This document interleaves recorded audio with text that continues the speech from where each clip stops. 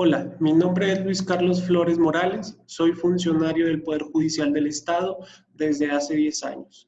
En la actualidad me desempeño como juez de control y además, entre otras actividades, también soy docente de la especialidad en el sistema penal acusatorio que oferta el claustro universitario de Chihuahua.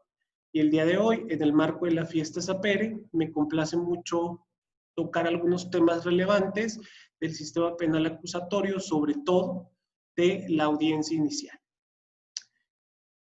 Así es que en este breve tiempo, en esta cápsula corta, pues vamos a tratar de explicar a grandes rasgos, en un primer momento, pues cómo se da este sistema penal acusatorio para después centrarnos en la audiencia inicial. Así, debemos de tomar en consideración, pues, que nuestra Constitución Política de los Estados Unidos Mexicanos, nuestra Carta Magna, el 18 de junio del año 2008 se da la reforma a los artículos 16, 17, 18, 19, 20, 21, 22, 73, 115 y 123, mediante la cual pues se da esta instauración del sistema de justicia penal de corte acusatorio en México. Esto implicó un cambio sustancial, no únicamente en la forma de llevar a cabo los juicios, sino en cambios en las estructuras de cada uno de los participantes, autoridades, incluso defensorías, y por supuesto, pues implicó un nuevo reto para cada uno de los operadores de este sistema de justicia penal, precisamente porque parte no únicamente de un cambio legal, sino esto implica pues un cambio de cultura, un cambio de pensamiento, tener nuevas habilidades para a través de la oralidad poder desarrollar y ejercitar todas estas herramientas, estas prácticas, actos de investigación, pero sobre todo para poder sostener nuestras pretensiones en audiencia y podérselas transmitir al tercero que finalmente va a tomar la decisión, que es el tribunal de primera instancia, o bien de segunda instancia si hablamos de algún recurso. Bien, este sistema pues se caracterizó por ser de corte acusatorio y oral. Esto implica, entonces, según el artículo 20, apartado A, fracción quinta de nuestra Constitución, que es el Ministerio Público quien tiene la carga de la prueba. Es decir, quien acusa es quien tiene que probar. Por eso, en nuestro artículo 21 de la Constitución, pues establece incluso que esta facultad de investigación es encomendada al Ministerio Público con auxilio de las policías.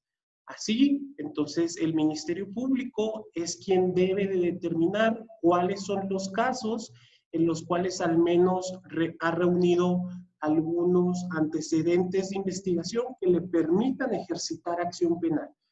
Llevar este asunto ante un juez, y es este juez el que va a decidir si continúa este procedimiento o no. Y obviamente el Ministerio Público pues tendrá que sostener su acusación si es que cuenta con elementos suficientes para formalizar esta acusación inicial. Pero también otra de las características más relevantes pues es la oralidad. ¿Qué significa esto? Pues que a través de la palabra hablada es que se va a hacer llegar la información al órgano judicial. Y esto va a permitir la calidad de la información a través de estos diversos principios que sostienen al sistema penal acusatorio, y entonces esto va a permitir que el juez o quien decide, pues lleve a cabo una resolución fundada y motivada. Pero esta oralidad implica mucho más que únicamente la palabra hablada. implica todas aquellas circunstancias que tienen que ver con cómo hacer llegar esta información. Es decir, que quien decide pueda comprender de manera clara la información que trato de hacerle llegar. Y obviamente esto pues implica otro tipo de habilidades por parte del Ministerio Público, por parte del defensor y obviamente por parte del órgano judicial para tomar una decisión. Luego de ello, pues los principales aspectos que sostienen al sistema penal son el principio de continuidad, el principio de contradicción, de concentración, el de inmediación y obviamente el de publicidad. Todo esto le va a permitir o va a permitir que este sistema, a través del respeto a la igualdad entre las partes, pues existan estas diversas pretensiones y que finalmente el juez es quien tiene que tomar la decisión. Y el juez no puede delegar en otra persona esta función, pero sobre todo que esta decisión pues la tiene que realizar en un plazo razonable. No puede suspender el procedimiento por causas, por cualquier causa, sino únicamente se pueden suspender los procesos en las formas y situaciones que la ley establece. Pero sobre todo, este sistema pues busca dar vida a la protección a los derechos humanos, tanto de las personas que son víctimas como de las personas que hasta ese momento se encuentran en calidad de acusados. Es por eso que los acusados cuentan con el principio o esta presunción de inocencia, y entonces hasta que no exista una sentencia que declare su culpabilidad, hasta ese momento esa persona debe de ser considerada como inocente.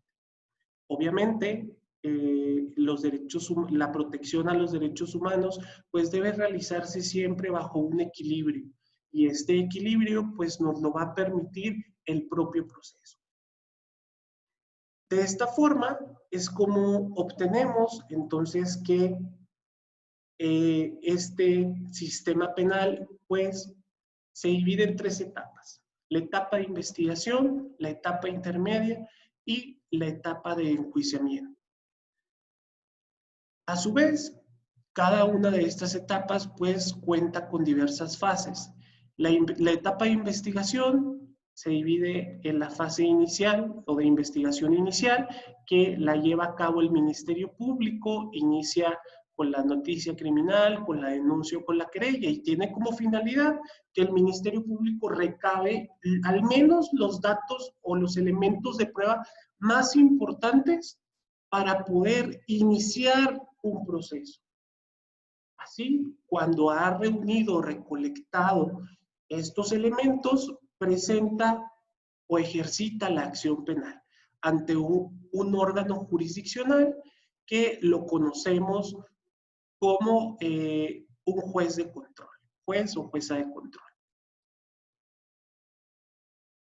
Aquí, entonces, a partir de que este caso o este asunto es presentado ante el órgano de control, empieza la etapa de investigación complementaria. Y es aquí donde nos vamos a centrar. La etapa de investigación complementaria es, como ustedes pueden advertir, pues la etapa en la que se desarrollan la mayor parte de actos procesales. Es por eso la relevancia de lograr entender cuál es la esencia de esta primera fase.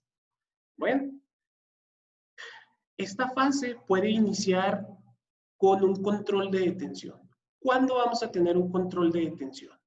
Bueno, cuando la persona, el imputado, los imputados, son sorprendidos al momento mismo de estar ejecutando una conducta delictiva y son aprendidos en ese momento o bien inmediatamente después de ello por cualquier persona. Luego esa persona pues la debe de poner a disposición de la autoridad más cercana y esa autoridad, normalmente policíaca, la debe de entregar sin demora al Ministerio Público para que sea el Ministerio Público quien determine si va a someter a esta persona detenida a un proceso o bien ordena su libertad, recaba más elementos de prueba y con posterioridad ordenará su citación.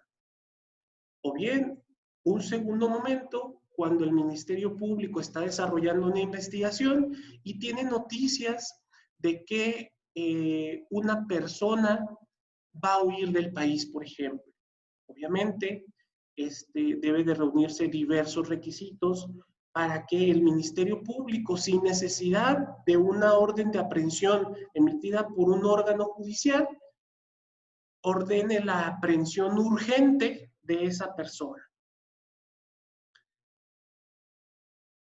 Bien, una vez que el órgano judicial logra analizar y ratificar de legal esta detención, pues pueden proceder o continuar con la audiencia. Si no es así, si la detención es ilegal o no se justifica la urgencia, entonces estas personas tendrán que ser puestas en libertad. Un segundo momento es la formulación de imputación. La formulación de imputación es uno de los actos más relevantes dentro de estas etapas previas al juicio oral, porque es aquí donde garantizamos el derecho de defensa de la persona imputada. Aquí le vamos a dar a conocer el hecho por el cual se le sigue la investigación. Esta es una comunicación que hace el Ministerio Público hacia la persona acusada o imputada. Esta comunicación, pues debe de ser o debe de reunir diversos requisitos. Pero lo importante y lo relevante es que este hecho ya no va a poder cambiar en un momento posterior. Podrá cambiar el delito, pero el hecho tiene que ser este mismo que el fiscal, la fiscalía, le comunique en este momento al imputado. Entre estos requisitos que debe cumplirse, pues el hecho que se atribuye bajo las circunstancias de modo, tiempo y lugar, porque esto le va a permitir al imputado empezar a trazar su estrategia defensiva.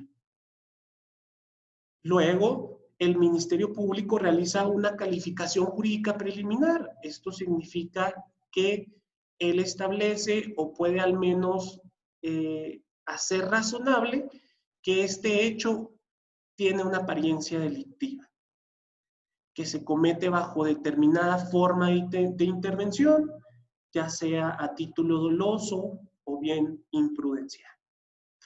Y finalmente le hará saber quién lo acusa. Ante esta imputación, ante este señalamiento, pues el imputado va a tener oportunidad de contestar este cargo.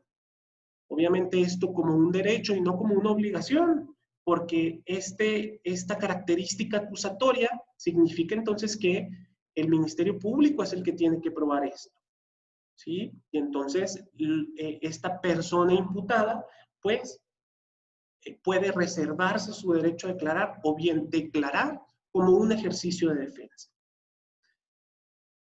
Después de ello, el fiscal debe, o la fiscalía debe de aportar los elementos de prueba que hasta ese momento ha recolectado, para al menos hacer razonable que ese hecho sí es delictivo y la probabilidad de que el imputado lo cometió o participó en su comisión, y además que no se encuentra acreditada una causa de extinción de la acción penal o una excluyente incriminación.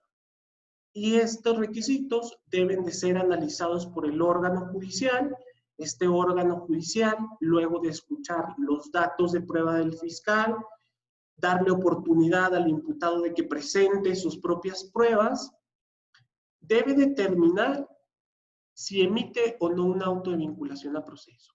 Debe destacarse que esta figura de la vinculación a proceso, pues es una contribución al sistema de nosotros los mexicanos. Ningún otro sistema cuenta con una figura como el auto de vinculación a proceso. Y tiene una finalidad muy específica. El auto de vinculación a proceso no prejuzga sobre la culpabilidad de una persona. De lo que se trata es de que un órgano judicial analice si al menos el Ministerio Público o la investigación que ha aperturado el Ministerio Público es razonable o no, para no someter a un proceso judicial a personas de las que ni siquiera existan indicios de que pudieran encontrarse involucrados en el hecho delictivo. Una vez que el Ministerio Público logra acreditar esta razonabilidad sobre su investigación, pues el juez puede imponer medidas cautelares, siempre y cuando sean necesarias. Lo solicite el Ministerio Público o la víctima y cumpla o busquen aminorar un riesgo. Puede ser un riesgo para la víctima, puede ser un riesgo para la investigación, un riesgo para los testigos, o bien que el imputado, al conocer esta imputación, se sustraiga de la acción de la justicia, se esconda, se vaya del país, etc. Y nuestro Código Nacional establece 13 medidas cautelares distintas a la prisión preventiva.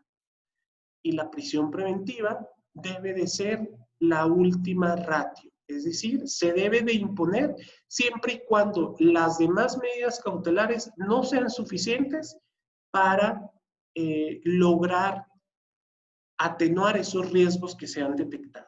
Incluso si no existen riesgos, no se impone ninguna medida cautelar. Y finalmente, dentro de esta audiencia, se debe de señalar un plazo para la investigación complementaria. Este plazo para la investigación complementaria es para que tanto el Ministerio Público como la defensa recolecten todas aquellas pruebas que les falten. Y después de eso, el Ministerio Público tendrá que determinar si presenta una acusación o retira su acusación por falta de pruebas. O bien, solicita que se suspenda la investigación para lograr obtener alguna prueba importante. Bien, pues en este breve tiempo, pues es a grandes rasgos lo que comprende la audiencia inicial o esta etapa de investigación complementaria, pero pues si quieren o si este tema fue de su interés, entonces los esperamos en la especialidad para que podamos desentrañar y encontrar con mayor precisión, estudiar, analizar y poder poner en práctica todos estos conocimientos para lograr un ejercicio adecuado del sistema penal acusatorio. Muchas gracias. Cualquier duda, estoy a sus órdenes.